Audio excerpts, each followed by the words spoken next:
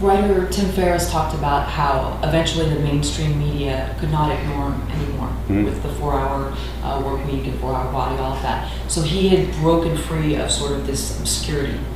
But many of the people that we know have not. They have very talented, beautiful work, but they're battling against people who have crossed over that threshold. So how do you compete with the Spider-Mans, the Avengers, when you're still in that obscure level and you have a beautiful indie film that's character-driven but no names, stolen shots? How do you battle against that obscurity and break free, or is it a numbers game, time? Right. Well, how do you do it? You have to be loud. You have to be really, really loud. You have to do something that's unexpected that the other people won't do. You have to do something to get noticed. The 4-hour work week, I can't talk, is a brilliant title. That's a title that begins to get loud and get some attention. By the way, I think one of the worst things about most indie movies is their titles suck.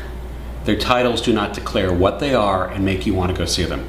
And if we could have really good indie movie titles, I think we would start to begin to break through that a little bit.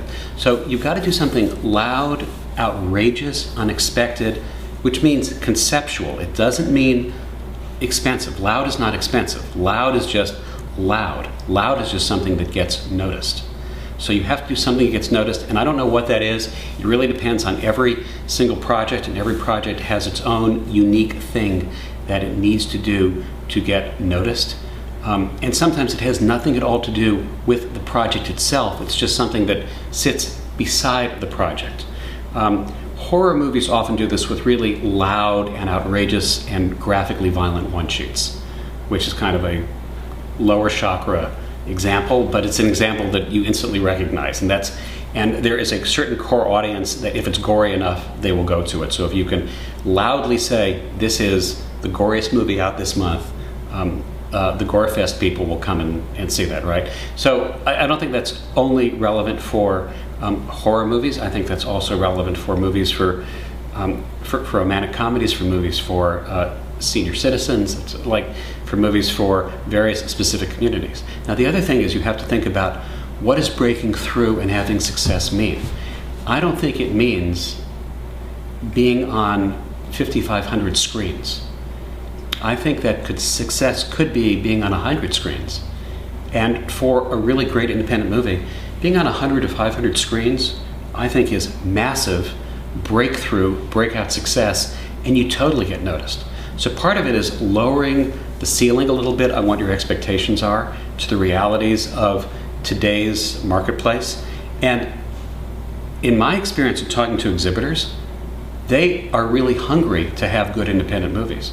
You know, all the big exhibition chains now actually have marketing departments that are solely directed to helping independent movies find their audiences.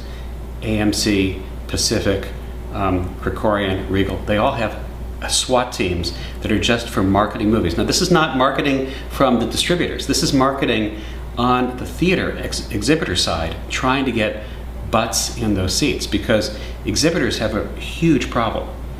The problem is that most of the time there are not people in their seats. Exhibitors experience on an annual basis 85% of their seats going empty. I see you raising your eyes, like it's a shocking number, right?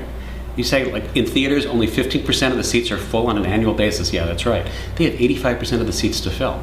So if you, as an independent filmmaker, come up with a really innovative way to say, hey, I can help you fill your seats on Monday and Tuesday nights, or Wednesday afternoons, which is when it's empty, right? How many times have you gone to a matinee on a Wednesday at 1 o'clock and you're the only person in the theater?